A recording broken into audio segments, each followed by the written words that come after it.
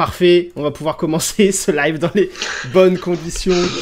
Après, ça faisait longtemps que j'avais pas eu de live où il y avait des petites galères techniques comme ça. Une fois de temps en temps, tu sais, tant que t'arrives toujours à gérer, c'est bon. Bon, du coup, ça va, Ricky, ou quoi? Sinon, c'est pas drôle. Ouais, impeccable. Du coup, merci de me recevoir ce soir. Je suis très flatté, c'est cool. Bah, merci à toi d'avoir accepté l'invitation. Écoute, on a reçu Neuro hier en live qui a fait top 1 avec Warou.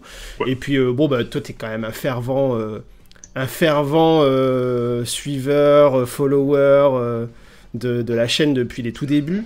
On discute ensemble depuis même, je crois que c'était à l'époque du Kickstarter du jeu, donc voilà, on est un lien depuis un moment, on s'est vu pour la première fois il y a pas longtemps, donc du coup ça me semblait logique de t'inviter, puis de voir aussi un point de vue différent de celui de Neuro, pour un deck différent, un gameplay différent en plus, donc je trouve ça intéressant. On va avoir une autre expérience un petit peu sur ce tournoi d'Angers. Salut, c'est Binous. Juste, je vais chercher le chargeur de mon téléphone parce que j'avais pas prévu du coup de l'utiliser, il faut que je le cherche. J'arrive.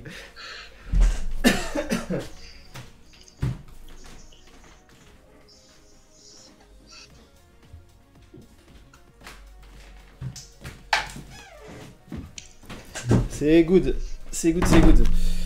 Mais oui, du coup, merci à toi d'avoir accepté, ça va être cool. On va passer une petite heure et demie ensemble pour cette interview. Alors forcément, au début, il y a peut-être des questions qui vont ressembler à celles que j'ai posées à... Merde. J'arrive. À celle que j'ai posée à Neuro, parce que forcément, on est sur un TCG, on est sur Alterne. Puis ensuite, on ira sur des questions peut-être un peu plus ciblées, on va dire. Du coup, mes questions, elles sont là. Le chat, tout est bon. Est-ce qu'on entend bien Ricky dans le chat? Je pense que vous l'auriez dit si c'était pas le cas. Salut Mister Ego, bienvenue à vous les gars. Mister Ego qui dit le meilleur joueur Picard. Il y a déjà une réputation qui le précède.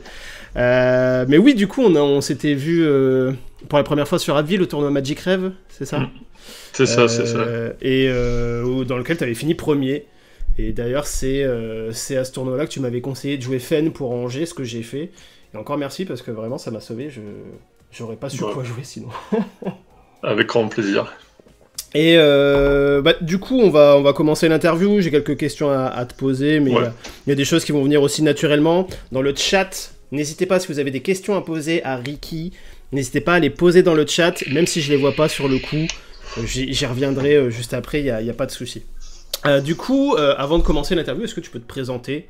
Est-ce que tu peux nous dire qui tu es, d'où tu viens, ce que tu fais, rapidement? Ouais, alors, en gros, je m'appelle Emeric, donc j'ai 35 ans, je suis infirmier, j'ai 3 enfants. Et au niveau globalement, les TCG, tout ça, en gros, j'ai joué à Magic quand j'étais un peu plus jeune, mais c'était casual, un petit peu de compétition, mais rien de très grand. Après, j'ai fait pas mal de Hearthstone aussi, mais pas du compétitif non plus. Et sinon, le seul truc niveau compétitif, c'est quand j'étais gamin, genre à 7-8 ans, j'ai commencé à jouer aux échecs et j'ai pas mal fait sur ma jeunesse du compétitif niveau échecs, quoi. T'étais classé? T'avais un niveau maître, grand maître? Ouais, non, pas non plus. J'avais pas été aussi loin, quoi, mais ouais, j'étais quand même, pas trop mal. J'étais dans les 2000 Elo. Dans les 2000? Du coup, c'était. Ouais. 2000, c'est maître, non? Non, pour aller sur maître, t'es dans les. C'est 2200, peut-être 2003 même maintenant. Je crois que c'est 2002 pour les femmes maintenant et 2003 pour les hommes. D'accord, moi je pensais que c'était 2000 mètres et 2500 grands mètres.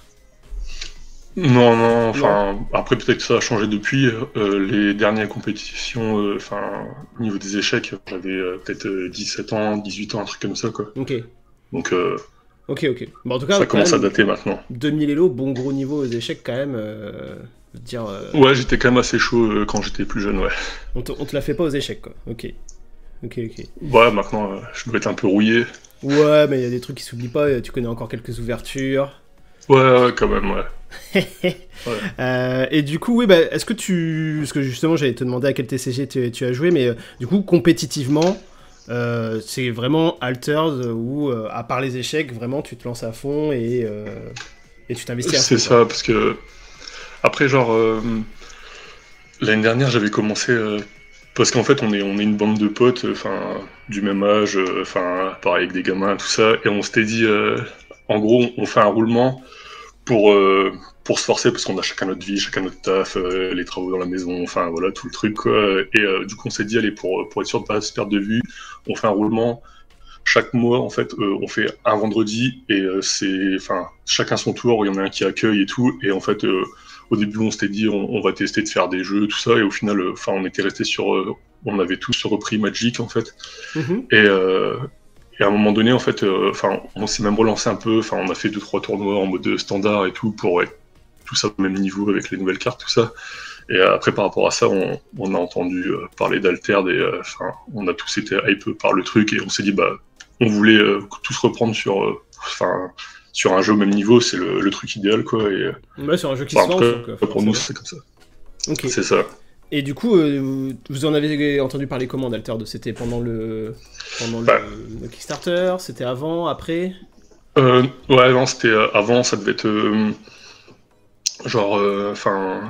ça devait être en décembre, un truc comme ça. Et à la base, moi, j'avais vu c'était une interview de, c'est Jean-Emmanuel Depraz, c'était le champion du monde standard à Magic, qui est français. Mhm. Et dans son interview, à un moment donné, il parle que il fait un peu de tests sur un nouveau TCG qui va sortir dans l'avenir, tout ça. Enfin, c'est un truc prometteur et tout. Et du coup, je me suis dit, il y a un truc là. On va voir ce que c'est, pourquoi pas. Et au final, en fait, par la suite, on en a re-entendu parler avec les gars. Et du coup, on s'est dit, bon, on va essayer de creuser un peu. Et au final, vraiment le jeu, le côté, inclusif du jeu, au niveau du lore, tout ce que ça propose, vraiment, moi, c'est un truc qui est une beauté. Et maintenant, que je suis père de famille, j'ai 3 enfants. Le premier, il a 6 ans, la deuxième, elle a 2 ans et demi, et la dernière, elle a 7 mois. Ah ouais. Et j'étais en mode, bah ouais, en fait, si je veux initier à un moment donné mes enfants à un TCG, en fait, c'est un TCG comme ça, en fait, que je veux leur montrer, quoi. C'est pas un TCG où il faut buter les autres, où il y a du sang, où les nanas, elles sont en bikini, Oui, je des trucs comme ça, quoi. Et vraiment, Alterne, en plus, t'as des figures importantes de l'histoire qui sont montrées. C'était un truc. Il y avait tout ce qu'il fallait pour moi. Du coup, c'était pour ça. Ouais. Et après, en termes de gameplay et tout, pareil, c'était un bijou, quoi, une découverte super cool. C'est marrant parce que tu vois, moi j'ai pas du tout d'enfant et j'avoue que du point de vue de parents que tu peux avoir et que d'autres joueurs d'Alterd peuvent avoir, c'est vrai que Alterd, pour le coup, c'est un TCG auquel tu peux jouer avec tes gosses. Bon, il y avait l'Orcana qui était sorti un peu. Ouais, mais l'Orcana, c'est pareil. Excuse-moi, je te laisse terminer. Non, mais vas-y. Ah, mais l'Orcana, en gros, alors c'est cool Disney, hein, ça a bercé mon enfance, tout ça. Mais du coup, voilà, c'est des princesses qui existent à travers le fait de se marier obligatoirement avec un prince qui vient les sauver, tout ça. Moi j'ai 2 filles, j'ai pas envie qu'elles. Tu vois, après voilà, c'est mon point de vue, tu vois. Ok. Voilà, il y a aucun problème pour ceux qui aiment Disney, tout ça, c'est cool, voilà, mais. Oui, c'est pas toi ce voilà. que tu veux inculquer à tes enfants. Ouais, c'est ça, c'est pas mes valeurs en tout cas. Ok. Mais oui, effectivement, je me rends compte que, oui, en tant que parent, effectivement, tu dois faire tester un TCG. Il y a l'Orcana et Alterd. Clairement, c'est vrai qu'Alterd, d'un point de vue graphique, bon, il y a des persos, des héros qui ont un peu un côté sombre, mais je veux dire, ça va, ça se retranscrit partout. Ouais. Et tu t'es intéressé un peu au lore d'Alterd ou pas du tout? Ouais, j'ai vraiment bien aimé. Je suis un gros fan d'Amaury d'Iruyama. Vraiment, c'était. Toutes ces premières. Le tout premier truc, c'était. Il avait lancé son podcast et tout avec les lores des différents héros. C'était magnifique, quoi. J'adorais. Et c'était cool. Je sais que du coup, ma dernière, comme je t'ai dit, là, elle a 7 mois, en fait, elle est née le 23 février, tu vois, un petit peu avant la fin du Kickstarter, tu vois. Ouais. Et du coup, ces premiers mois, en fait, c'était, à l'après-Kickstarter. Et du coup, il y avait Amaury qui sortait ses vidéos. Du coup, moi, des fois, le soir, en fait, quand quand je rendormais ma fille, ou tu vois, où je la berçais, mais en même temps j'avais mon écouteur avec le lore en même temps, tu vois. Enfin, du coup, c'est pas... Ok. Oui, c'est vrai que Iruyama a fait énormément de vidéos sur le lore. C'était le seul gros créateur de contenu en France avant et pendant le Kickstarter pour le coup. Donc il y avait aussi Dibune qui faisait un peu de gameplay. Mais oui, Iruyama qui a ressorti d'ailleurs une autre saison de podcast sur le lore des cartes et tout, etc. Ok. Donc gros consommateur de lore. Et tu vois, pour la petite anecdote, à Angers, un des trucs que je voulais faire en priorité, c'était aller voir Iruyama pour qu'il me signe mon petit champignon éternueur, tu vois. C'était la base. Normal. Salut à tous les gars qui nous rejoignent sur ce live. Du coup, est-ce que t'as une faction préférée dans Altered ou Osef? Pas spécialement de faction préférée. Ouais, si, j'aime bien Axiom. Ouais. Mon gros préféré c'est Subosh, c'est clair et net. Et j'aime bien aussi Muna parce que vraiment il y a un côté très très sympa là-dedans. Et ouais, c'est vraiment ces deux-là principalement. Genre, et du coup, ta faction préférée Axiom, Subash, c'est vrai qu'à un moment quand on discutait un petit peu ensemble, toi c'était surtout, t'étais parti sur Subash. En tout cas, t'avais l'air parti pour jouer du Subash, du gros Subash. Je le joue toujours, hein, en fait. Si la seule chose qui fait que je l'ai pas pris à Angers, en fait, c'était stratégiquement, en fait, pour économiser ma charge mentale et pas être épuisé, et pour potentiellement tenir les 10 games, en fait. Ouais, parce que une game de Subash en termes de concentration, ça demande beaucoup plus de ressources. J'avais fait le roadshow à Rouen fin août, où il y avait Loki. Et on a fait 5 games, j'étais en mode concentration, hyper vigilance sur tout, je calculais tout, et en fait Subash, après comme avec plein de persos, tu vois, genre, tu pioches, tu réfléchis à ce que tu vas mettre en mana, tu réfléchis à ce que tu vas mettre, tu vas utiliser ton pouvoir héroïque, si tu fais ton pouvoir héroïque, quelle carte tu vas défausser, quelle carte tu vas mettre de ta main en réserve, ou est-ce que tu vas mettre le Scarabot, avant même que le tour soit commencé, en fait, tu réfléchis à plein de trucs, mais c'est super cool. Et après, moi, je le joue pas. Je sais qu'il y a beaucoup d'amateurs de Subash avec la ruche. Pour moi, ça joue sans ruche. Et du coup, tu te retrouves à jouer un truc hyper aggro où tu dois calculer pas mal de choses, en fait, parce que souvent, ça joue à un boost près. Et du coup, ouais, c'est beaucoup plus fatigant à jouer. Et donc, je me suis dit, allez, je vais me préserver, on va faire 10 games. J'ai pas envie d'être cramé au bout de la 4e game parce que Angers, il y a beaucoup de monde, c'est un tournoi qui est important, je vais avoir la pression de base. Je pense que beaucoup de personnes sont arrivées déjà cramées parce que il y avait la route, il y avait le stress de manière générale, quoi. Et donc il y avait Fen que j'aimais bien jouer et j'aimais bien le côté chill, en fait, où tu joues sans trop te prendre la tête, t'as de la value quoi qu'il arrive. Et du coup, je me suis dit, allez, on va partir sur Fen, ça va le faire. Je me suis entraîné avec le héros, du coup, je le connaissais depuis longtemps, parce que, comme je te disais, avec les potes, on jouait tout ça, et en fait, on se réunissait régulièrement, et en fait, à partir du moment où il y a eu le print and play, en fait, on a fait des decks pour jouer. Dès qu'il y avait une carte qui sortait, on l'a imprimée pour la tester. Du coup, j'avais beaucoup joué IRL, en fait, avec les gars.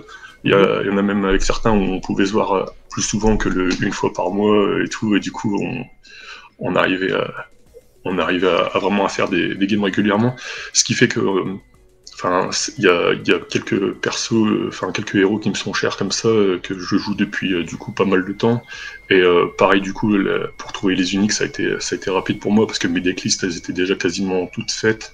En tout cas, il y avait des ébauches plutôt bien avancées.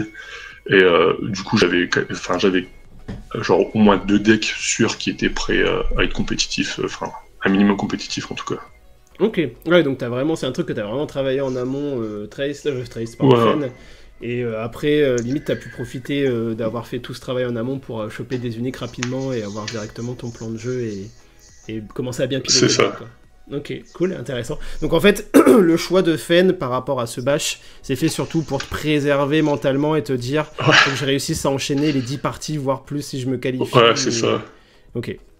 C'est ça, mais après, même avec Fen, au final, à partir de cette game, en fait, t'es déjà cramé. Je sais pas toi comment tu l'as ressenti sur tes games, mais moi, je l'ai ressenti. Déjà, épuisant.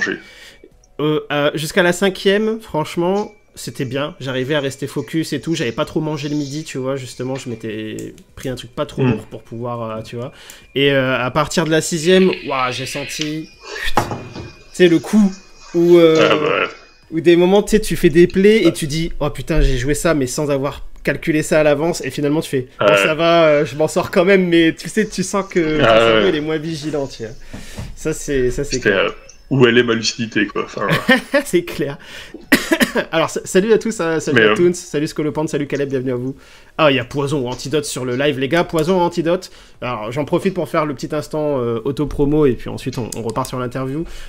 Surtout, les gars, n'oubliez pas que ce week-end, à partir de vendredi soir, il y a le tournoi l'Alliance du Solstice qui commence sur ma chaîne et sur la chaîne de Caleb. Ça va durer tout le week-end, donc ce sera un week-end full altered. Vendredi soir, samedi après-midi, dimanche après-midi. Le tournoi se termine dimanche après-midi. Vous aurez bien entendu des guests en caster. Il y aura notamment Hiruama, il y aura Keyuko, il y aura d'autres personnes qui vont venir caster avec nous. Et vous aurez bien entendu le consultant au bord du terrain, le consultant qui sera là pour nous donner toutes les infos croustillantes, toutes les anecdotes sur ce qui se passe au bord des expéditions, ce qui se passe dans les factions, etc. Ce sera Poison ou Antidote, il se baladera, il essaiera de nous choper des infos pendant ses lives. Vous allez voir, ce sera plutôt marrant à suivre. N'hésitez pas encore, si vous souhaitez vous inscrire, il reste 12 places, donc n'hésitez pas à vous inscrire. Tout ceci se passe sur le Discord Altered Aces, bien entendu. Voilà, c'est terminé pour le petit instant auto-promo. Désolé Ricky, j'ai vu une opportunité, je l'ai saisi. Alors du coup dans le chat, t'as raison. Du coup dans le chat on nous demande, on nous dit plus joueur de ce bash que de Traced, parce qu'en ce moment il y a un retour de Traced un peu, je trouve, en tout cas sur BGA. Il y a de plus en plus de gens qui jouent Traced, parce que c'est un bon perso en vrai, pour le coup, donc je le comprends. Ouais, toi t'es plus team ce bash que team Traced. Ouais, après, Subash, ça a été un coup de cœur pour moi. Pour moi, le perso, le héros est clairement sous-coté. Après, Trest, c'est super fort. Pour moi, si Trest n'est pas ultra dominant comme les Warwu, c'est parce qu'il y a Warwu et Robin, quoi. Après, à voir, quoi. Et ouais, Subash, je pense qu'il y a du taf à faire dessus. Ça fait partie des persos, je pense. Je sais pas si on n'est pas encore prêt, si on n'est pas encore assez imprégné du jeu et tout pour bien savoir le piloter, mais il y a vraiment, pour moi, il y a un truc dessus, quoi. Ouais. J'ai. Tu vois. Vas-y, dis-moi. Ouais, il me fait penser, tu vois, genre, c'est un peu genre. Tu vois, genre Kojo par exemple, on a vu que ça a été capable de faire de bonnes choses. En tout cas, moi, genre sur BGA, j'en ai déjà vu, à bon niveau qui gèrent bien. Et c'est parce qu'ils ont l'avantage, du coup, avec Bouddha qui pop une fois sur deux, tu vois. Au final, Subash, tu l'as quand tu veux, et en plus de ça, tu peux mettre une carte de ta main en réserve. Alors après, il y a des gens qui diront, ouais, mais c'est chiant, tu commences avec un mana en moins, du coup, forcément, tu te commites toujours, tout ça. Mais en fait. Si tu te commites, c'est parce que peut-être que tu joues ton deck un peu trop lourd en fait.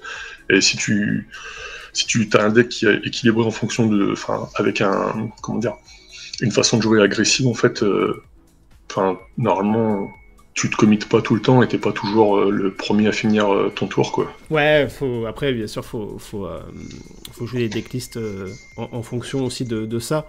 Mais moi j'avais testé justement une version de Subash aggro et effectivement j'avais bien aimé au début. Après j'avais lâché aussi parce que il y avait d'autres persos qui m'intéressaient, mais je comprends du coup l'intérêt du Subash aggro. Sache que tu es un fervent supporter de Subash dans le chat qui est Caleb qui adore jouer Subash, qui a joué Subash d'ailleurs à Angers, et qui a fait 6-4 comme moi à Angers pour le coup. Ah bon. Ouais, j'ai vu du coup. Tout à l'heure, tu as salué aussi Willos Adventura. Ouais. Savoir que du coup, je lui fais une petite dédicace parce qu'il le mérite. C'est un gars que j'ai rencontré avec Altered en fait. Et c'était parti sur un truc genre sur Facebook en mode j'étais intéressé par une carte à lui ou un truc comme ça, et au final on a sympathisé, et maintenant c'est un peu genre mon coéquipier de building sur Soubache en fait. Donc, ok, ton building mate quoi. C'est pour ça. Ouais, je suis obligé de le saluer. Ce serait impoli de ma part de faire autrement, parce que vraiment pour le coup, en fait, de base j'avais ma decklist que j'ai toujours joué, et j'aime bien travailler travailler entre guillemets, parce que c'est pas vraiment un travail quoi, mais en tout cas bosser en partenariat, tu vois, genre avec d'autres personnes, parce que je pars du principe que des fois on a la tête dans le guidon quand on est tout seul à réfléchir autour de quelque chose, et le fait de pouvoir travailler avec quelqu'un d'autre, en tout cas de pouvoir discuter et avoir la réflexion de différents points de vue, ça aide à débloquer pas mal de choses et à avancer. Grave. Et je sais que pareil sur Fen, j'ai fait la même avec un gars que j'ai rencontré sur Discord, Génétique, qui pareil se classe vachement bien. Il est ouais. Non, je vais dire d'ailleurs coucou à Génétique qui est sur le Discord Alter Daces et avec qui je parle de temps en temps. Ouais. Si tu vois la rediff, le vieux, on te fait un petit salut. Ça marche. Bah ouais, pareil. Du coup, on a pas mal discuté aussi et tout. Et un autre gars aussi avec qui j'ai pas mal de deck build sur Arjun. Maxime du coup qui se reconnaîtra aussi. Vraiment, je trouve ça super important, et c'est aussi ce que j'aime sur Alter, c'est que la communauté, tout ça, les gens, ils sont vraiment hyper cool, tout le monde est vachement ouvert, et c'est pas chacun pour sa peau, tout ça, oui, ça échange beaucoup, et le fait que ce soit un nouveau TCG au final, et qu'il y ait encore plein de choses secrètes autour de ce jeu, en fait, on est tout le temps dans l'effervescence à réfléchir sur de nouvelles choses et tout, c'est vraiment cool. Ouais, j'avoue que ce côté-là me plaît énormément aussi. Rien que moi sur Alter Daces, des moments juste je me cale, tu vois, je fais un truc en même temps et puis j'écoute les gars parler un peu des théories. Cet après-midi, j'ai Neuro qui m'a conseillé sur des decks. Et ce mec-là, c'est pareil, tu lui parles de ça, il fait alors ça, tu vois, non, en fait, faut enlever parce que ça. Et en fait, quand il te le dit, tu te dis bah ouais, t'es con, en fait, il a raison, et pourquoi t'y as pas pensé toi-même? Et même dans des effets de cartes, je jouais une carte, et il fait ça, c'est fort parce que ça te permet de piocher en plus. Je fais de quoi de piocher en plus? La carte, à aucun moment, c'est écrit piocher dessus. Et je fais pourquoi tu dis ça? Et en fait, il m'explique, et je fais mais putain, mes vieux, j'avais jamais vu ça comme ça. Et bref, et c'est important de discuter de ça avec d'autres gars, parce que ces gars-là vont voir des choses dans le jeu que toi tu ne verras pas, et inversement. Et enfin, c'est ça qui est cool dans Alter et dans le deck building en général, puis dans les TCG même en général, quand tu fais ça en team un peu. Pour le coup. Je sais plus si je crois que j'avais passé des questions. On avait demandé pourquoi Fen, donc ça on l'a dit. Et du coup, alors toi tu joues une version de Fen. Alors je vais afficher ta decklist qui est ici. Hop.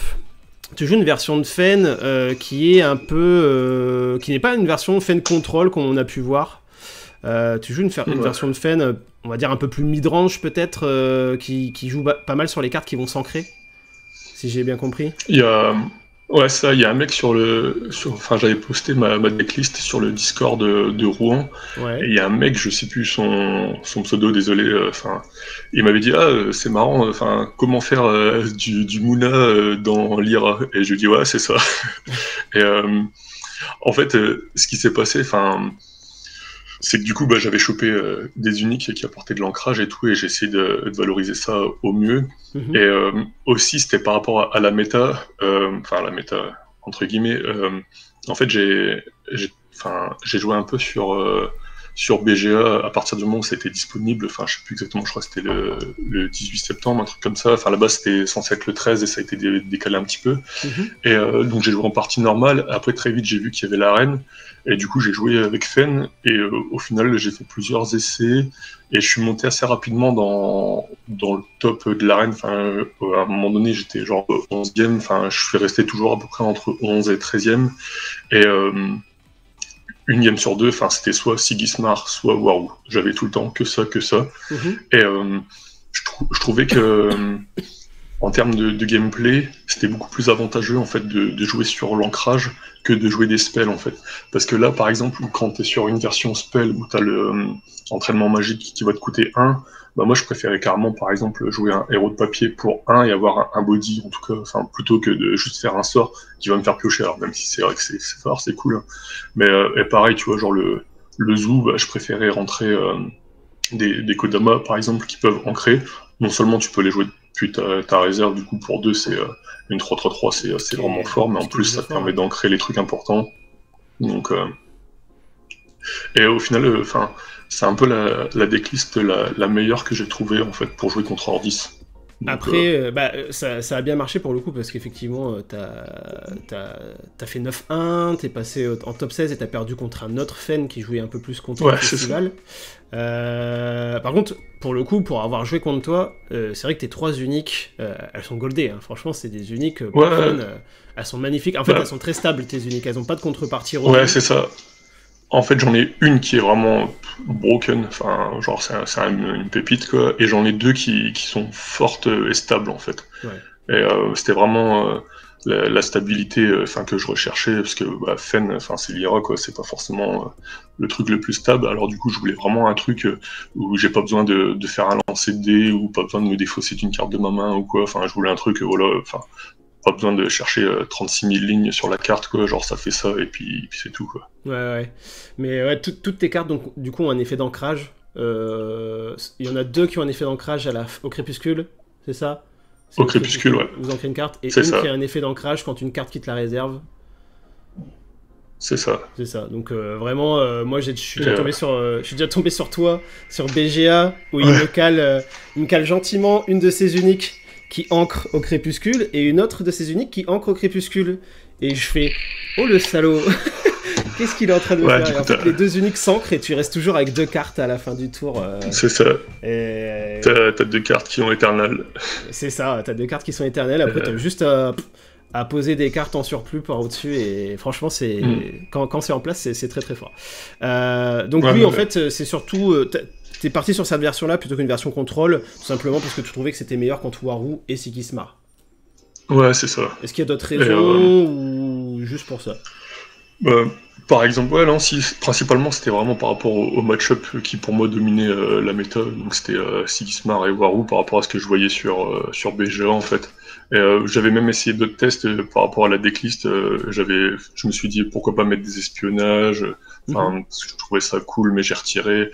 Après j'hésitais même à mettre des Robins des Bois, parce que comme c'est dispo chez Lyra, mais finalement, enfin, ça a été juste une idée. Et au final, on est reparti sur de la stabilité avec des encrières, quoi. Okay. Et après, il y avait les héros de papier vraiment qui sont bangers pour moi dans le deck, quoi. Parce que du coup, ça rajoute des persos à 1 en fait. Et c'est super important, surtout pour jouer contre Waru en fait. Donc. Ok, c'est marrant parce que contre Waru, justement, on aurait tendance à se dire que les persos à 1 sont très nerfs par Robin. En fait, le truc, c'est que héros de papier, il a plusieurs fonctions, en fait. Il a fonction, tu vois, genre soit en early, enfin, notamment le premier tour, de pouvoir passer des 2 côtés, en fait. Parce que si tu comptes que sur Martengale, t'as pas forcément tous les joueurs des cartes pour jouer des 2 côtés, tour 1. Ensuite, il y a un truc important, en fait, c'est, je pense, c'est aussi peut-être pour ça que Waru a été autant présent dans le top 16, c'est qu'il y a peut-être pas mal de gens qui n'étaient pas forcément assez préparés pour affronter Waru. Et tu vois, genre quand tu joues Waru, t'as tendance à te dire il va mettre son Robin des Bois dès qu'il le peut, genre par exemple s'il est joueur 1, il le cale, sauf que en fait, à chaque fois, si tu joues Fen, le Robin des Bois, enfin le Waru plutôt, il va attendre juste qu'il te reste que 3 mana en fait, parce qu'il sait que s'il te reste 3 mana, qu'il met son Robin, en fait, t'as plus de quoi claquer un cocon, et au tour d'après, il est réveillé, et tu peux rien faire contre Robin en fait.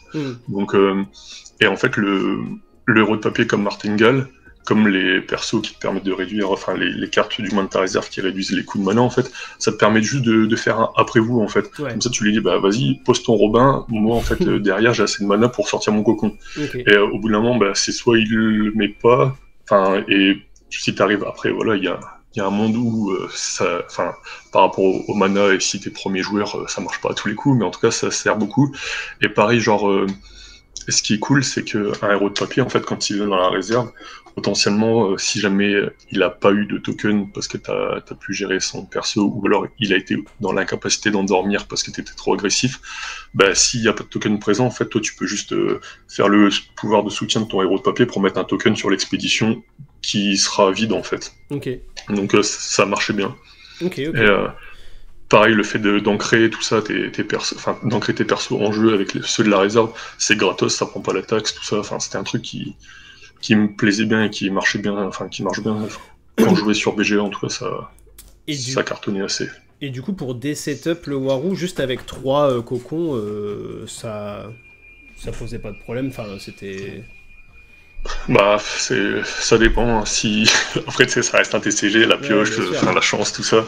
Mais bah, si t'as cocon dans ta main de départ, tu le gardes forcément. Ouais. Après, t'espères qu'il arrive, choper, quoi. Ouais. Et puis, t'espères le choper avant que lui chope ses Robins des Bois. Après, c'est sûr, s'il joue des uniques qui ont l'attaque Robins des Bois, ça peut devenir plus compliqué.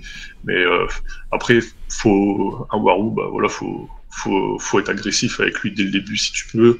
Après, faut savoir jouer correctement quand tu sais que ça sert à rien de passer. Tu prépares. C'est ce que disait Noro.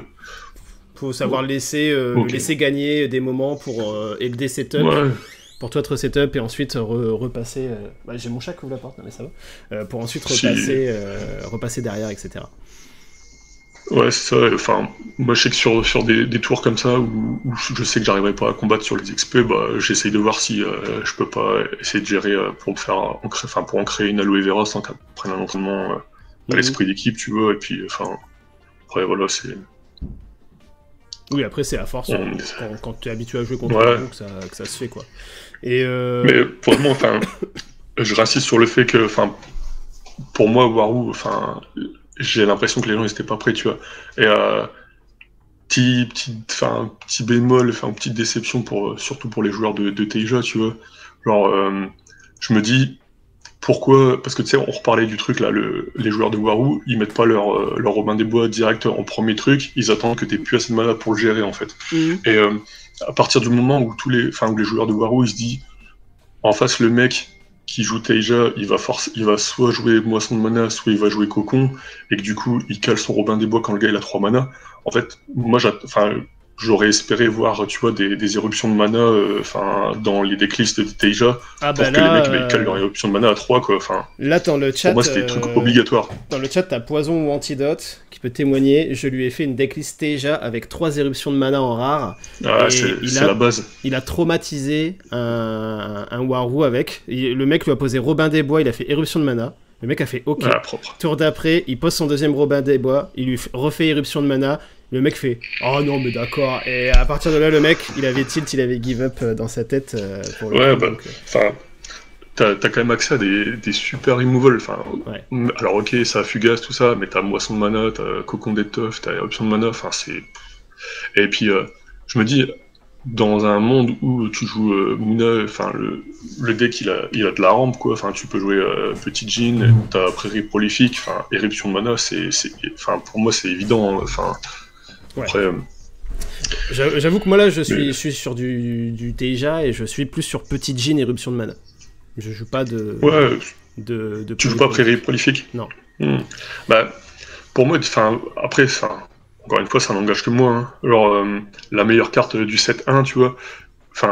Tu vois, plutôt que de chercher parce que c'est beaucoup la hype sur les uniques qui ancrent au niveau de Teija, de Muna de manière générale, où tu vois des prix complètement fous. En fait, je me dis, mais pourquoi les joueurs de Muna, en fait, ils cherchent à ancrer leur perso alors qu'ils ont accès à un perso genre assez balèze qui est éternel et qui a Corias, quoi. Tu vois, du coup, je suis surpris de ne pas avoir plus de rampe chez Muna et notamment Teija, quoi. Bah, en fait, est-ce que c'est fort face à Sigismar ? En fait, aujourd'hui, j'ai l'impression que quand tu deck build, t'es toujours obligé de prendre Sigismar en compte, parce que tu sais que tu vas forcément en tournoi tomber sur 1 ou 2 Sigismar, et que ces match-up-là, faut que tu les gagnes. Et est-ce que cette Hydra Kaena, elle est forte contre Sigismar, qui déjà est très très fort en early contre Teja si tu deck build pas bien ton deck, pour avoir des sorties early qui sont fortes, et qui en plus peut gérer cette Hydra Kaena. Rien que le Anubis, c'est un killer d'Hydra Kaena, mais... mais... Enfin, tu vois, dans le deck, t'as quand même accès à pas mal de persos qui restent sur plusieurs tours, tu vois, que ce soit Vendangeur du Fuseau, Kodama, Drakaina, Champion Éternuaire. Enfin, tu peux réussir... parce que techniquement, ton Hydra Kaena, tu peux le mettre dès le tour 3, tu vois, alors si t'as réussi à ramper un peu, tu vois, et encore, c'est en rampant un minimum. Mais t'as un monde où t'es pas obligé de le mettre tour 3, et tu peux peut-être le mettre tour 4 avec un Vendangeur du Fuseau ou un Champion Éternuaire, tu vois. Et ça t'assure plus de coriace, ça t'assure la protection contre le sacrifice, enfin... Donc... Après ça, c'est des choses qu'on va voir, hein. De toute façon, on est encore qu'au tout début, pour le coup, on a eu qu'un gros tournoi à Angers. J'ai l'impression qu'il y a des gens qui font un peu trop de conclusions hâtives sur un seul gros tournoi, surtout sur des cartes uniques ou sur des persos ou autres. Mais j'ai l'impression qu'il y a eu plein de bonnes choses, ou plein de personnes qui avaient envie de tester d'autres decks, etc. Et ça, c'est cool aussi. Je vois sur BGA qu'on commence à avoir pas mal de tests de decks. Moi, je teste plein de decks et tout en ce moment, donc c'est aussi cool. C'est important. Du coup, sais que, dis-moi. Ouais, je disais que, moi, je sais que genre quand il y a eu les premiers trucs avec BGA, là, qui avait que les starters, j'avais essayé... genre tous les starters, je les ai essayés plusieurs fois et tout, pour voir tout ce qui était possible.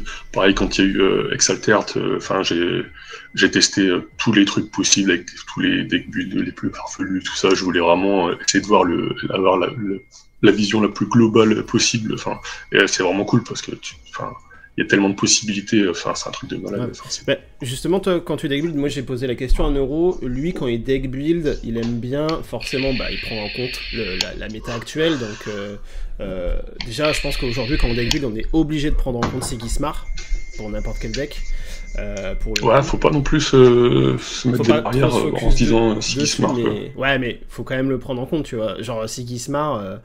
T'as 20% des joueurs à Angers qui l'ont joué, tu vois, c'est pas pour rien. Ouais, mais il y en avait qu'un seul dans le top 16, quoi, au final. Il y en avait 2 dans le top 16. 2 ? Ok, il y avait Limaru et 2 Sigismar. Okay. Mais même, en fait, il y a des Sigismar qui sont pas allés dans le top 16, qui ont empêché d'autres personnes d'aller dans le top 16. Ouais, clairement, c'est sûr. Et moi, tu vois, j'ai rencontré 3 Sigismar, j'en ai battu 2, j'ai perdu contre un, qui est Juraga d'ailleurs, qu'on salue. Et du coup, lui, Neuro, il dit que, voilà, il prend en compte un peu les decks forts du moment. Il analyse ses sorties contre ces decks-là, les tours 1, les tours 2, parce qu'il dit que le tour 1, c'est vraiment un tour très important, mine de rien, plus qu'on ne le pense. Et lui, ce qu'il aime bien quand il deck build, c'est avoir quelque chose de stable. Pas forcément avoir 10 tech cartes différentes pour tel ou tel match-up, mais avoir un truc qui est plutôt stable, qui répond bien à peu près à tous les match-up. Et puis après, voilà, c'est comme il dit, c'est du TCG, tu peux pas tout gérer, tout anticiper. Toi, t'es plus dans quelle optique quand tu deck build ? Est-ce que tu deck build pareil ? Est-ce que t'as une autre approche, une autre optique ? Non, moi je fais pas forcément comme ça. En gros, de base, tu vois, genre, je réfléchis à la thématique du deck que je veux faire, en fait. Et par exemple, tu vois, si je me dis, vas-y, je veux partir sur un sous-bash, mais je veux qu'il soit aggro, par exemple, je vais commencer à grossir en regardant toutes les rares qui sont disponibles, tu vois, dans la faction. Je vais faire ma sélection, tu vois, en comparant, tu vois, avec les communes. Après ça va, maintenant je les connais par cœur, donc ça se fait rapidement. Du coup, je sélectionne mes 5 communes. Après, tu vois, genre j'ai mes 7 slots de communes, tu vois. Et sur mes slots de communes, j'ai tout le temps, genre, pour une stabilité, tu vois, et un équilibre dans le deck, en fait, je fais toujours 4 slots de body et 3 slots qui sont soit de la gestion, du permanent, ce genre de choses. Par exemple, je vais avoir dans mes 4 communes, donc je vais les body, comme je te disais, et après dans les 3, ça peut être, tu vois, ça peut être du repère, mais encore une fois, ça concerne les communes, ça peut être du repère, ça peut être quelque chose qui sabote, ça peut être de la gestion, tu vois. Et si je vois que, par exemple, j'ai trop de gestion plus repère. Enfin, je sais que mon équilibre au niveau des persos, il sera pas assez important, et je risque trop souvent de me retrouver sur une draw où j'aurai pas un perso à jouer en fait. Et je pars là-dessus dans un premier temps. Quand je suis plutôt content, du coup, après je fais des tests. En général, je pars souvent sur un truc qui est assez agressif, avec des coups de mana qui sont vraiment très bas. Je privilégie, enfin, j'essaie d'avoir un minimum de slots, enfin, pour un mana en fait. Et ce que je vais faire, c'est que je vais limite aller chercher enfin, ce que j'appelle le point de rupture en fait, c'est savoir emmener mon deck là où je l'épuise trop rapidement en fait. Et pour vraiment aller chercher de l'aggro, et donc je fais des tests, enfin, contre différents decks. Des fois même, enfin, si je suis tout seul, bah, je fais un match miroir contre moi-même, quoi, où genre je mets mon deck, j'ai mes biomes, et puis j'ai un autre deck en face, et genre en mode je joue, après je fais l'autre deck. Je faisais ça sur Yu-Gi-Oh! Et sur Game of Thrones, ça me fait marrer du coup que tu fasses ça. Bah, je trouve que c'est super cool, et tu vois, genre, après, t'as juste à te dire, voilà, enfin, tu dois rester neutre et pas prendre en compte ton autre main, puisque tu la connais. Tu joues comme si t'aurais joué juste en prenant le terrain en compte. Ouais. C'est ça. Et du coup, genre, je fais ça, ou alors après, ça peut être en mode, genre, je mélange le deck, je regarde la main que j'ai, qu'est-ce que j'aurais fait en mana, qu'est-ce que j'aurais eu en sortie, enfin, en première sortie. Je peux faire ça plusieurs fois. Et si je vois que au niveau de, enfin, l'impact du deck, que ça, il s'essouffle au bout d'un moment, je sais qu'il faut que je revisite, enfin, que je réévalue la courbe pour qu'elle soit légèrement plus haute, ou alors que j'amène de quoi aller chercher plus haut, enfin. Et par rapport à ça, après, de manière générale, enfin, c'est pour ça que je pense pas forcément enfin, que je prends pas forcément Sigma en compte, c'est parce que je joue quand même régulièrement enfin, en tout cas, je pars souvent sur un début de decklist assez agressif, parce que j'aime bien vraiment, enfin, rusher les expéditions et mettre la pression à l'adverse. Ok. Ah ben, on a Génétique qui vient de pop dans le chat. Oh my god, Ricky Loki en interview. Bonsoir les potos. Salut Génétique.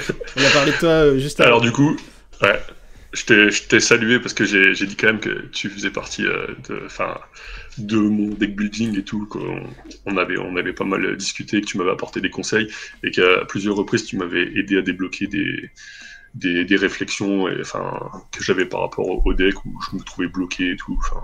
Mais ouais, la Dream Team, comme dit Willios.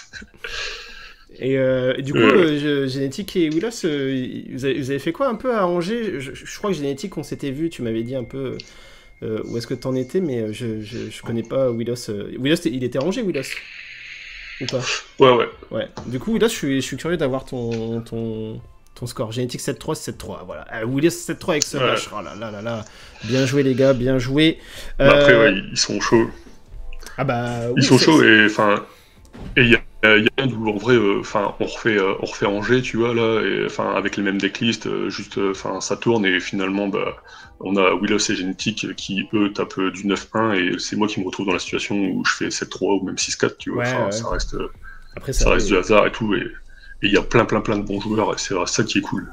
Et du coup, est-ce que, suite à ton tournoi d'Angers, bon voilà, tu vas jusqu'au top 16, tu fais top 8, est-ce que s'il y avait un truc à changer dans ton tournoi, soit dans un play, soit dans du deck build, soit dans une attitude ou autre, est-ce que c'est une question d'antidote? Est-ce qu'il y a un truc que tu aurais changé, où tu t'es dit, t'as ça là, prochain tournoi je le ferai différemment, ou ça je m'y prendrai autrement, ou... Ouais. C'est difficile de dire en mode on changerait autre chose, alors que, enfin, en vrai, je suis plutôt content d'avoir fait top 8, tu vois, et ce serait un peu hypocrite de pas être satisfait déjà du classement que j'ai fait, tu vois. Mais non, en vrai, je suis plutôt satisfait de ce que j'ai fait, genre avec les potes avec qui on fait la rotation du vendredi soir, enfin là où on s'accueille chacun notre tour, une fois par mois et tout. On est parti à 4 du coup d'Abbeville, et on a pris un Airbnb la veille, et, du coup on était reposé, enfin on s'est pas tapé la route le matin, enfin on n'est pas arrivé du coup éclaté au tournoi.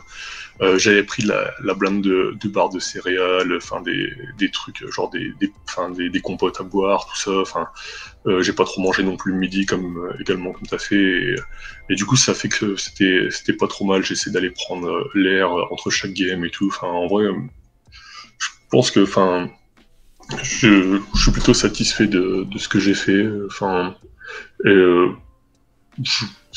vois pas trop ce que j'aurais pu faire. Si rien n'a changé, il n'y a rien à changer. Hein, on n'est pas obligé d'avoir un truc. Vraiment, après, peut-être que, les potes, il faudrait qu'on en reparle et tout. Et peut-être que des potes, ils me diraient, ouais, t'aurais peut-être dû faire plus ça, mais en vrai, ça va.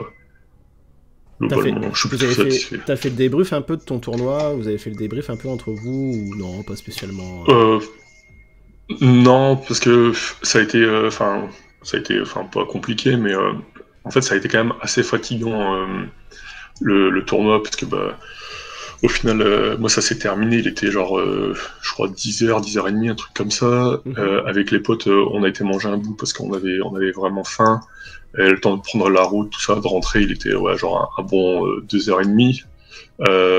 J'ai deux potes qui rebossaient le lendemain. Enfin, du coup, ils étaient cramés. Enfin, la semaine a été très fatigante pour eux.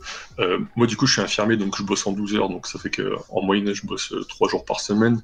Mais du coup, j'ai repris quand même le taf rapidement avec une série de 3 jours en 12 heures où ça m'a fracassé. Enfin, je sais que j'ai été une semaine sans trop toucher à BGA, où j'avais besoin vraiment de souffler là et de reprendre des forces.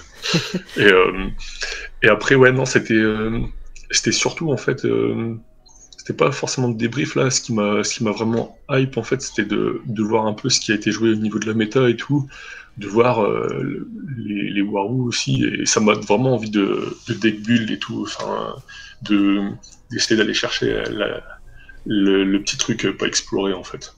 Parce que j'aime vraiment beaucoup deck build. Tu veux nous dire ce que tu deck build en ce moment ou pas? Bref. Oh, on va dire que tu deck build du Moona. Tu deck build du Moona, ok. Ouais. Ok, intéressant. Moi je sais, je ne dirai rien. Mais... Ouais. Non, après... Et du coup, petite question parce que... Après, en vrai, Dis-moi. En vrai, on peut, je pense qu'on peut en parler vite fait, parce qu'en fait, il suffit juste d'aller sur BGA, de taper mon pseudo, et puis tu vois sur les dernières parties, quoi. Enfin, tu vois même la decklist. Ouais, du coup, c'est ça. Là, en gros, j'essaie de voir un peu où est-ce qu'on peut emmener Rin Festival. Ok. Donc avec Festival Lyra. Ouais, ok. Eh ben, hâte de voir ce que ça donnera en tournoi sur Abbeville. Nos futures confrontations. Grave. Et du coup, là, on commence à voir forcément beaucoup de fans. Alors, il y a eu quand même beaucoup de fans au tournoi déjà, qui est actuellement le meilleur perso, en tout cas, dans la méta actuelle chez Lyra. Toi qui joues Fen, qui sait jouer Fen, qui a déjà dû en plus jouer contre pas mal de Fen, est-ce que tu as un conseil pour battre Fen à donner aux gens qui nous regardent, peut-être aux débutants qui tomberaient contre une Fen? À quoi est-ce qu'il faut penser? Quelle carte faut à tout prix dégager? Est-ce que tu as des petits conseils à donner? T'es pas obligé de donner les purs conseils, mais tu peux donner des petites astuces, des petits trucs. Ouais. Déjà, ce qui est bien pas ce qui est bien, mais ce qui je trouverais important en fait quand on veut s'attaquer à un deck en particulier, c'est de voir, tu vois, genre quelle est la decklist la plus stable, ou du moins la decklist la plus jouée.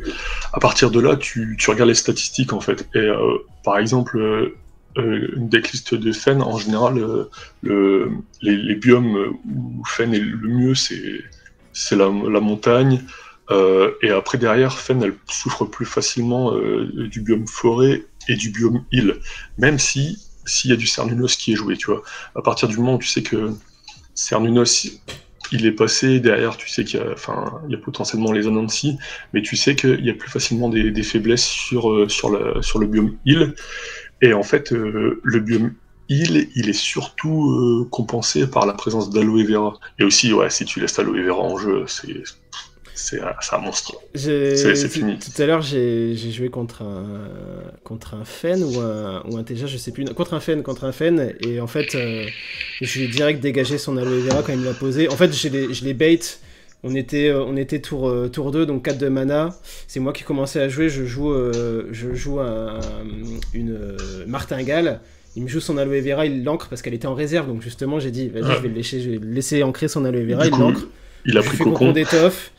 Et à la fin, il fait tu gagnes là-dessus parce que c'est ce qui m'a foutu dans la merde. Et je fais une bonne aloe vera, c'est une aloe vera défaussée. Et vraiment. Ouais, sauf si c'est la tienne. Sauf si c'est la tienne. Mais en tout cas, voilà, si vous jouez contre Fen et que vous voyez. Moi, en plus, je le disais à mes potes avant le tournoi d'Angers, je fais si vous jouez contre Fen, vous voyez une aloe vera, vous la dégagez instantanément si vous pouvez. Faut pas la laisser. Ouais. Et du coup, tu vois, genre. Aloe vera, enfin ça amène encore plus de value que Fen en a déjà. Enfin ça rend le perso monstrueux. Tu ravitailles 2 fois, donc 2 fois plus de chances de ravitailler un truc qui peut réancrer ton aloe vera, etc. Enfin c'est monstrueux. Genre je dirais que mon deck par exemple, enfin celui que j'ai joué à Angers, si jamais je chope pas aloe vera ou mes uniques, on va dire que je pense être à genre 50% de win rate quand je le joue. Ouais. Si j'ai les aloe vera qui sont en jeu, qu'on me les laisse ancrer, je pense passer à un bon 75%. Et si j'ai pas les aloe vera, que j'ai les uniques, tu vois, je dirais que je dois être peut-être à 60%. Et les aloe vera, vraiment, limite, je trouve qu'elles font encore plus le taf que les uniques que j'ai, par exemple. Sauf mon unique superstar qui ancre quand tu défausses, enfin quand tu retires des cartes de la réserve, ou celle-là quand elle est en jeu, enfin je pense que je suis à 80% de win rate sans problème. Si on te la gère pas, mais après ça fait trop de cartes à gérer aussi, Ricky. Ouais, c'est ça. T'es chiant. Mais ouais, mais je sais que du coup souvent mes potes ils me disaient mais fais gaffe, enfin t'as pas peur de mettre tes uniques comme ça et tout, et à chaque fois je leur dis mais si on me gère mes uniques, enfin sauf ma navigatrice quoi, si on me gère mes uniques, mais tant mieux, ça fait un removal de moins pour les aloe vera, ou pour les autres uniques, ouais, c'est ce que tu me disais. Et aussi un truc important, du coup, par rapport au biome et tout, enfin même si ça peut paraître relou, enfin et que ça va pas forcément intéresser les gens. Quand je te parlais des statistiques en fait au niveau des biomes sur Fen, genre les stats en île en fait c'est les stats les plus faibles, sachant qu'Aloe Vera elle a 4 de stats sur les îles. Si tu retires les Aloe Vera en fait le biome île il est super dur à choper pour Fen.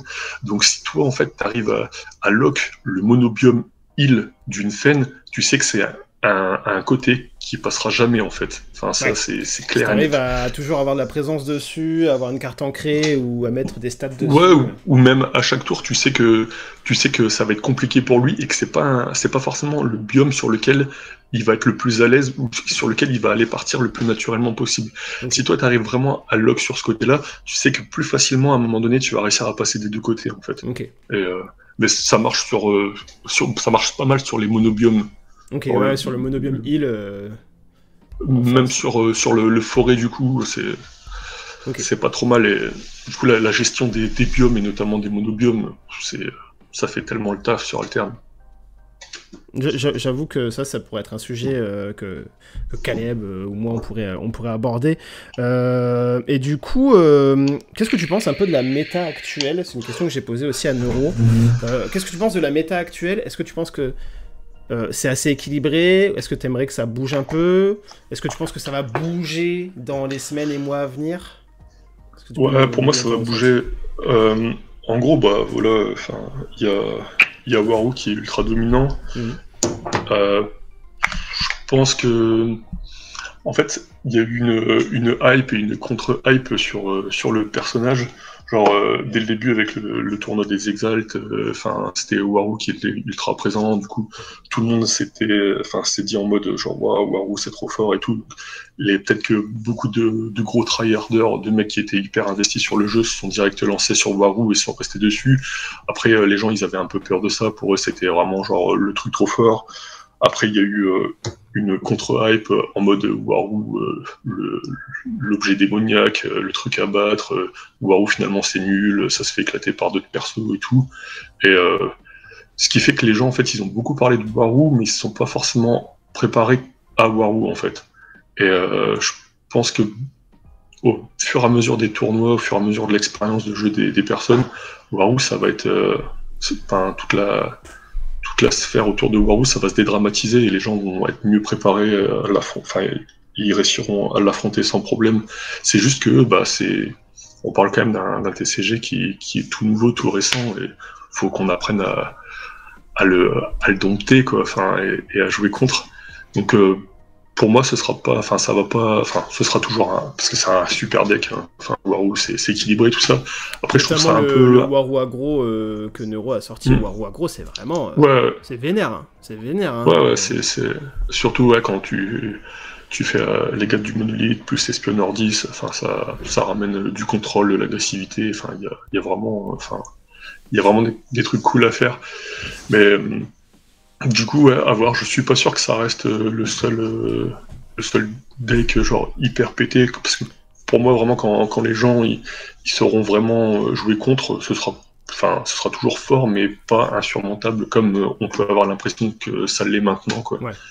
Donc, selon toi, ça va se décanter, ça va tourner. Ça restera fort, tu vois, mais tu sais, on a l'impression que là, si on doit faire un top comme ça, on a l'impression qu'il y a Warou qui est en tiers S tout seul, tu vois. Mais j'aurais pas tendance. Moi, je verrais quand même. Je le verrais plus au même niveau que d'autres persos, tu vois. Il y a Neuro qui disait que lui, il voyait plus tard dans la méta Warou qui bat Traced, qui bat plein de decks qui, eux, peuvent battre Warou. Et qu'on aurait un triangle comme ça où t'as des decks qui sont bons contre Warou. Mais du coup, Warou qui bat Traced et Traced qui bat ces decks qui sont bons contre Warou. Et que ce serait ça un peu le triangle de la méta qui a l'air de se dessiner. Plein de decks. Enfin, pas plein de decks, mais il y a des decks qui battent Warou. Mais... Ouais. À voir, ouais. Je pense vraiment... Là, ce qui bloque les gens, c'est de se dire, genre, il y a Robin des Bois, et du coup, ils sont focus sur Robin des Bois, et ils voient pas forcément l'essence du héros, et tout ce qu'il y a dans le deck de manière générale, en fait. Ce qui fait qu'ils sont surpris régulièrement par Warou, en fait, où ils perdent leurs moyens, je sais pas, quoi. Mais à partir du moment où on dédramatise le perso et tout, c'est plus facile de l'affronter. Je pense qu'il y a Moona qui a quelque chose à faire contre Warou bien comme il faut. Ouais, parce que je te confirme que je bats du Warou en ce moment avec Moona, donc... Ouais, nickel, GG à toi, du coup. Je ne bats pas Neuro, par contre. C'est les Warou que je rencontre, c'est pas Neuro qui pilote. Hein. Mais je bats du Warou, déjà. C'est un bon début. Je pense qu'on peut te pardonner de ne pas battre Neuro, en vrai.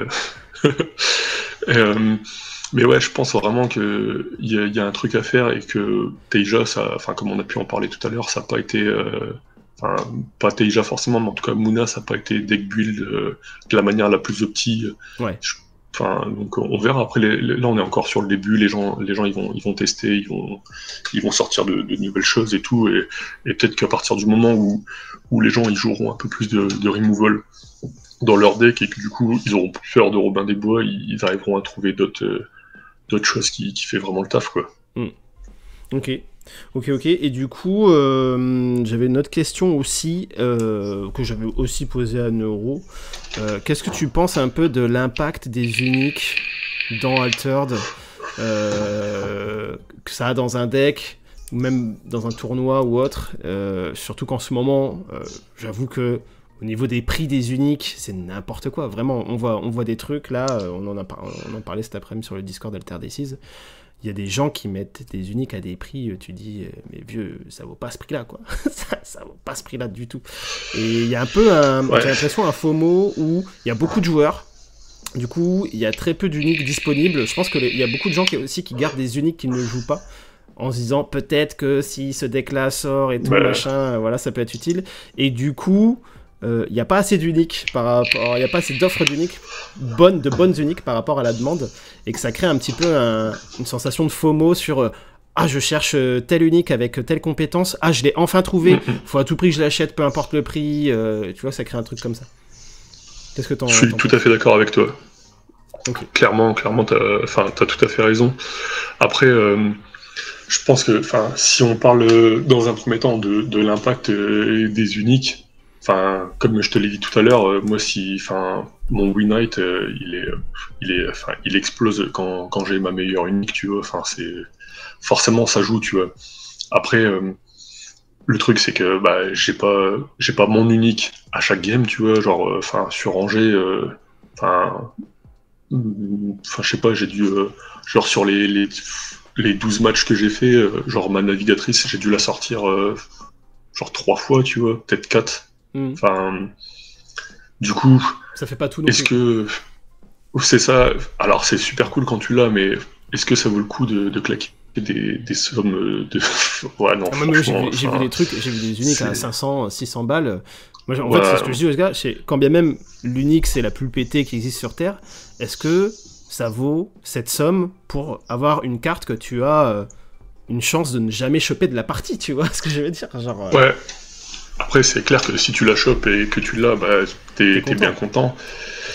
Mais le truc, c'est que est-ce que on est sûr que c'est l'unique la plus pétée, tu vois? Oui. Tu vois, genre quand à l'heure actuelle, par le biais qu'il y a actuellement, tu vois. En ce moment, il y a une mode sur les uniques qui encre, tu vois. Ben, comme on disait pour moi dans Moona, de manière générale, les bonnes capacités des uniques, en fait, c'est pas les uniques qui ancrent, tu vois. T'as besoin d'autre chose. Après, c'est parce que pour moi, Hydrakaina, c'est la meilleure carte du set 1, quoi, mais ouais, non, il y a autre chose à aller chercher. Et il y a une sorte de hype, tu vois, autour des uniques, et les gens, ouais, avec le FOMO, comme tu disais, après, bah, c'est l'offre et la demande, hein, on peut pas critiquer, les gens, ils dépensent leur argent comme ils veulent, ils ont le budget qu'ils ont, et ça les regarde, quoi. Mais ouais, après, je me dis, avec le marketplace, ça risque de bouger, parce que du coup, ça va être mondialisé, en tout cas, tout le monde va claquer plus facilement ses uniques à vendre, parce que bah, c'est chiant de mettre ses uniques à vendre sur les différents réseaux, tout ça. Et ça va être tellement facilité parce que tu n'auras pas d'envoi à faire et tout, du coup il va y avoir beaucoup plus d'uniques. Je pense que les uniques qui seront genre au quai tiers, bah, les prix ils vont chuter en fait, parce que bah, si t'as pas une unique et que tu veux la revendre, en fait, bah, tu fais baisser le prix parce qu'il y en a plein qui sont dispo. Par contre, les uniques qui seront peut-être genre considérées comme ultra broken, bah, il y a moyen que ça monte par contre. Ouais. Donc après on peut-être aussi avec le réassort aussi des stocks, j'ai vu qu'il y allait y avoir du stock fin octobre. Plus il y aura de gens qui auront enfin ouvert du display et ouvert le nombre de displays qu'ils veulent, et plus il y aura d'uniques, plus des gens pourront avoir des bonnes uniques. Et je pense que ça va aussi se tasser avec ça. Du coup... Après, ouais, dis-moi. Il y a un truc qui est cool aussi avec les uniques, en fait, c'est que... tu vois, genre, c'est ultra volatile, la valeur des uniques, tu vois. Parce que, là, admettons, tu vois, genre, tout le monde est focalisé sur...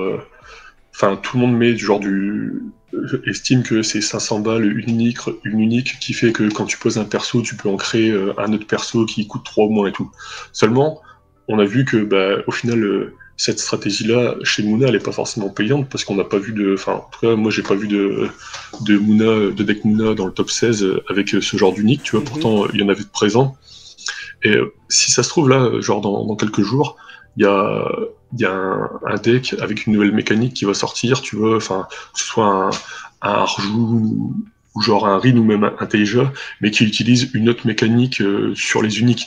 Et en fait, tu vas avoir des uniques qui potentiellement étaient genre à 30 balles, bah là d'un seul coup il va y avoir une hype et elles vont monter à 400 balles, tu vois. Ça c'est sûr qu'il va toujours y avoir une hype où il y a un mec qui va jouer tel deck, qui va performer et qui aura tel style d'unique. Bah, là typiquement il y a une hype sur les méduses lunaires pour l'Indieway. Pour l'Indieway, alors que c'était Zefra qui me disait ça cet après-midi. Le gars en interview il a dit clairement que déjà contre Waru il se faisait éclater et qu'il a réussi à passer entre des mailles du filet où il a eu des match-ups à chaque fois assez favorables, mais que c'était pas non plus le truc. Et tu vois, t'as des mecs qui vendent des méduses de 150 balles, tu vois, tu te dis what les gars, what. Ouais. Après bon, le mec est modeste, hein, parce que j'ai joué contre lui en top 16, c'est moi qui le sors, et je peux te dire que il était solide. Oui. Vraiment, il a fait 0 misplay, il était ultra au taquet, j'ai dû sortir le...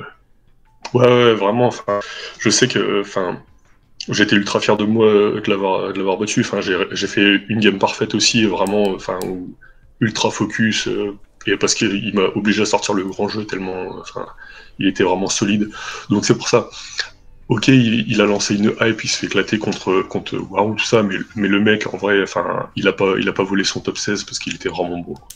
ça, je dis potentiellement, pas. Je dis juste que... Potentiellement pas que avec l'Indie Way, effectivement. En fait j'enlève en rien sa performance. Je dis juste que ce gars-là a fait ce score-là avec ses 3 uniques. Et du coup, il y a des gens qui vont vouloir acheter des uniques à ce prix-là, alors que ces gens-là, tu leur donnes le même deck. C'est pas pour autant que, tu vois, ils auront les mêmes résultats. Et, mais clairement. Et je pense que c'est surtout parce que le mec est très très bon et que tu lui aurais filé un autre deck que l'Indie Way, que ça aurait été pareil, voire même pire, tu vois. Enfin, il serait peut-être allé plus. Mais ça se trouve, tu lui filais un deck Warou, il faisait 10-0, tu vois. Ouais, voilà, tu vois. Donc, c'est pour ça un peu le...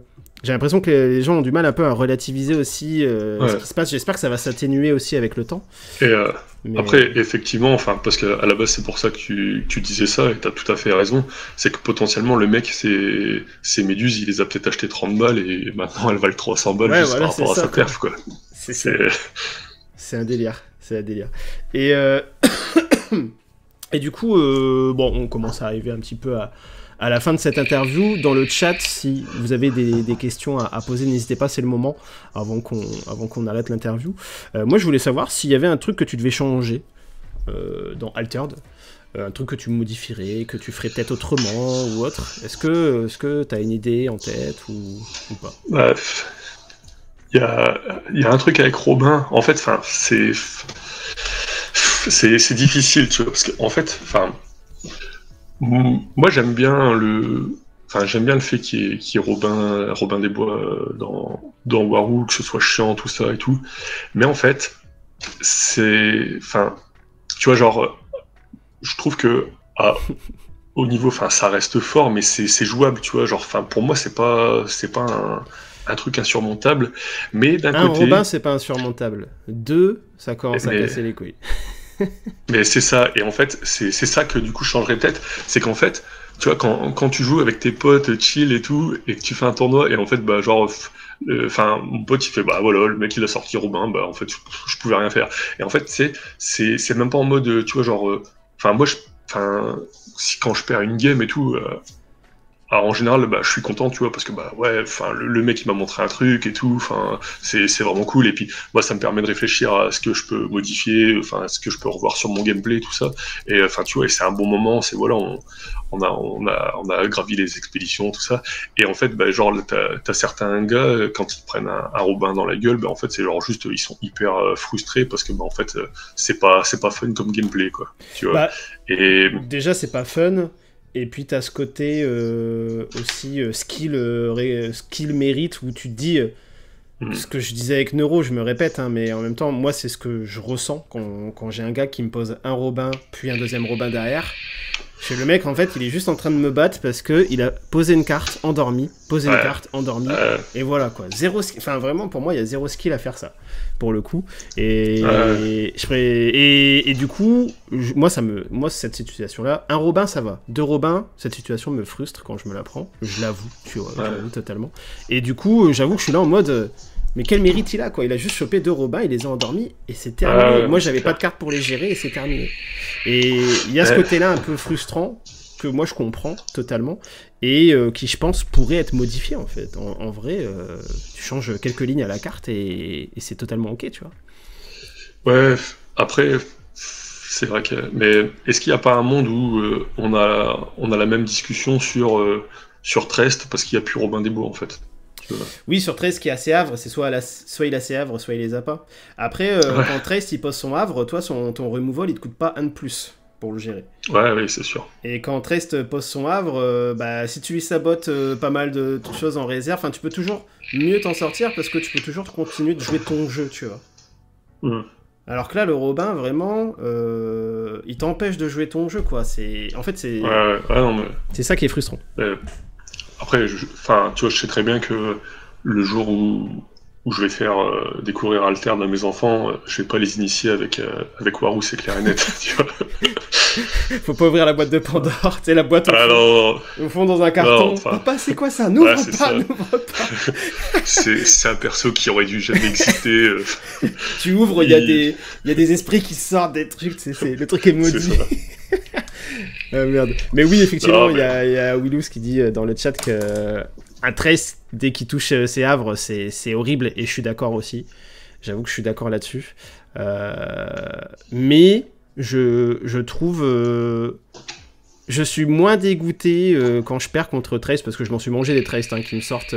J'ai déjà fait des games contre des Trace, je leur gère 2 havres, ils m'en mettent un 3ème, t'es là en mode oh, le mec il a pioché 15 cartes dans le deck, il a ses 3 havres. Et pour autant, je suis moins frustré, parce que j'ai joué mon jeu. Tu vois ce que je veux dire?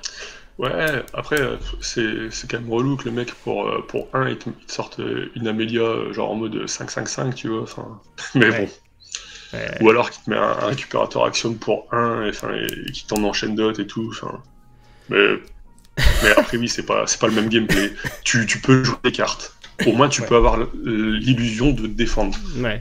T'as Cébinous qui dit que 13 qui ravitaille le Havre avec son premier Havre, t'as envie de FF. Et ça m'est arrivé tout à l'heure, donc je comprends totalement. Il y avait une question de Mad Kasowari qui dit que tu penses que c'est théoriquement plus opti d'avoir 3 uniques avec des effets similaires ou pas? Bah, en vrai, ouais, je pense. Ouais. Parce que ça t'amène plus d'équilibre. Tu vois, c'est comme le... Enfin, moi, j'aime bien mettre, genre, mes rats en x3, mes communes en x3, enfin... Et je trouve que ça amène plus de stabilité, en fait, parce que au niveau de ton plan de jeu, t'es pas en mode ah, ben, qu'est-ce que je peux avoir, tout ça. Et même toi, en fait, tu vois, genre, quand tu joues, ben, tu sais que, genre, telle carte, tu l'as sortie en 2 fois. T'es pas en mode en train de te dire, ah, là, attends, elle, c'est en 2 fois, tout ça. Enfin, puis ça réduit le nombre de cartes que tu joues dans le deck. Donc tu sais plus facilement ce que tu peux piocher si tu veux faire un mode Yu-Gi-Oh! Lame des cartes et tout. T'as plus de chances de savoir ce qui arrive, quoi. Ouais.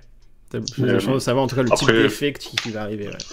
Ouais, c'est ça. Parce que après ça dépend comment tu joues, hein, mais je pense si vraiment tu sais genre parce que pour moi, en fait, c'est pas les uniques qui doivent gagner, en fait, tu vois. C'est genre les uniques, elles sont là pour amener du plus à ton deck, soit ramener plus d'équilibre, plus de stabilité. Enfin, après, c'est la même chose. Mais en tout cas, ça doit vraiment renforcer ton deck, tu vois. Et de toute façon, quand je deck build, je choisis d'avoir les rares. Après, comme je te disais, mes 4 slots communes de body, la gestion. Et après seulement, j'intègre les uniques en fonction de ce que le deck peut avoir besoin. Si je sens que le deck a besoin de value, je vais essayer d'aller chercher par exemple des uniques qui piochent pour aller plus vite, soit de la pioche, soit du ravitaillement en fonction de ce qui m'arrange par rapport à la decklist, quoi. Mais je vais pas les privilégier, genre des uniques, qui ont forcément genre des capacités de fou, ou alors qui sont trop utilitaires, ou en tout cas trop situationnels, tu vois. Okay. Parce que, après c'est... D'où, par exemple, le fait que je disais que pour moi, les uniques de Muna qui ancrent à foison, à part dans Arjun, sinon je trouve que c'est un peu de l'overkill. Parce que t'as déjà tout ce qu'il faut. Ouais. Ok, je vois. Mais oui, clairement, dans Arjun, Neuro était du même avis que toi. Les uniques qui ancrent dans Arjun, c'est très très fort. Du coup, est-ce qu'on te retrouve les 2 et 3 novembre sur Paris ou pas? Je pense que non. Ça fait... J'aimerais, mais c'est trop tôt par rapport à Angers, en fait. Okay. Si tu veux, parce que il y a la vie professionnelle, mais il y a aussi la vie de famille qui est très importante. Et je pense que ma compagne, elle était ok pour Angers, tout ça, je l'avais prévenu depuis longtemps. Là, si j'avais eu la date il y a 2 mois, tu vois, j'aurais pu la préparer psychologiquement à ce que je m'en barre encore. Au corps et tout. Et, c'est ça. Servir le petit déjeuner au lit le matin et tout. C'est ça. Et tu sais, comme je t'ai dit, je suis infirmier, du coup, je suis en 12 heures. Au niveau de mes horaires, en fait, c'est un peu random, tu vois, genre, si tu veux, je peux travailler 2 jours, comme je peux travailler de nuit, je peux travailler le week-end, tout ça. Et du coup, en moyenne, je travaille un week-end par mois. Donc, si, tu vois, genre, elle serait en mode, ouais, donc en fait, quand tu travailles pas, que t'es en repos, tu pars direct à Perpète pour aller faire du tournoi, tu me laisses avec les gosses. Tu vois, je peux comprendre. Et puis, même de manière générale, pour moi, c'est important de passer du temps en famille avec mes enfants, et c'est ce qui est le plus important pour moi. Et j'ai quand même envie de faire des tournois, notamment, enfin, comme celui du 3 novembre, mais je peux pas me permettre, enfin, je pourrais pas me permettre d'en faire tous les mois, ça c'est clair et net. Si c'est genre tous les 3 mois, ça passe. Ok, ouais. Un tous gros les 4 tournoi mois, par c'est encore trimestre, mieux. quoi. Ouais, ok. Mais ouais, s'il y a possibilité de faire une qualif genre pour les Worlds, enfin, ce serait le rêve, quoi. Enfin, ça c'est clair et net, on va pas le nier. Tu m'étonnes, tu m'étonnes. Bah, on a hâte de voir tout ça arriver 2025 normalement pour Ouais. le gros tournoi. Ouais, et puis il va y avoir. Je sais pas si tu te rappelles, tout au début, là, ils avaient spoil, enfin, une sorte de calendrier, là, il y avait des qualifs, je crois, pour les États-Unis, enfin, pour les. Tu sais, comment ça s'appelait? C'était pas le tumulte ou un truc comme ça? Enfin, Oui, si, c'est ça. En fait, et- t'allais avoir une phase en Europe, une phase aux États-Unis, et ensuite ça Ouais, c'est allait ça. se réunir pour faire les Worlds. Et si je dis pas de bêtises, normalement aux États-Unis ça devait être entre, je crois, genre décembre et janvier, et après en Europe ça va être genre février-mars, un truc comme C'est ça. ça. Enfin, et tu vois par exemple, elle sait déjà qu'il y a un week-end où je serai barré potentiellement en février ou mars, quoi. Il a déjà réservé ça, il a déjà mis le tampon. Ah ouais, Vraiment. elle le sait, y a pas de problème. Ah, il anticipe. Mais du coup, ouais, c'est pour ça. Neuro, après, il je peux anticipe pas- la méta, toi t'anticipes les dates de tournoi. Ouais, bah, c'est important. Non, mais t'as raison, t'as raison. Bah écoute, je pense qu'on est bon. T'as Génétique qui dit envoie tes uniques, Ricky, je vais leur faire honneur à Paris. Ah bah écoute, c'est vrai qu'il est encore temps de faire un prêt. D'ailleurs, ils l'ont pas encore débloqué, vraiment Non, mais de près après, dans l'appli. Génétique, comme on Oui. l'a dit, c'est mon mate de building, du coup, sans problème, je peux lui faire un petit envoi et puis et lui envoyer la propriété numérique. Je sais que je peux le faire les yeux fermés, y a pas de problème. Ok, bah cool. Cool. Alors, il y a Densha qui nous dit, tu as vu Falk, il y a Guillaume de la Play Team qui a salué ta vidéo avec Neuro. Alors non, je n'ai pas encore vu. Il a fait quoi sur YouTube? Faudrait que j'aille voir s'il a laissé un commentaire que j'allais voir. J'avoue que j'ai pas... Je suis pas encore allé checker pour le coup. Mais sur Discord... Ah ok, bah je vais aller checker ça après. Bah, merci en tout cas Ricky pour ton temps. Bah, merci à ce toi. temps qui est précieux. Tu remercieras ta femme pour moi qui t'a laissé Ça marche. faire cette interview. Merci pour ces précieux conseils, pour ce retour d'expérience. C'était vraiment cool. C'est toujours cool d'avoir des points de vue différents. Donc quand j'en aurai l'occasion, j'essaierai de faire ça de plus en plus souvent sur la chaîne. Merci à vous qui étiez présents sur ce live ce soir, les gars. Vraiment merci, c'était bien cool. N'oubliez pas, on se retrouve bien entendu ce week-end à partir de vendredi soir sur ma chaîne, la chaîne de Caleb, pour le tournoi l'Alliance du Solstice, tournoi bifaction. Ça va être un week-end spécial Altered. Vraiment là on va se régaler. Il y a des gars, c'est des machines, hein. Ils bossent les decklists depuis une semaine, ils m'ont montré des trucs, j'ai fait ah, effectivement ça peut exister. Ça peut être violent, je n'en dis pas plus. Merci à vous pour votre participation. Merci Ricky, je te souhaite une bonne soirée. Bah, merci à toi aussi. Et puis à très vite IRL, en tournoi et autres. Et puis avec grand plaisir, ouais. Les gars sur le chat, je vous fais des bisous, je vous souhaite une bonne soirée également. Je vous dis à très vite, salut.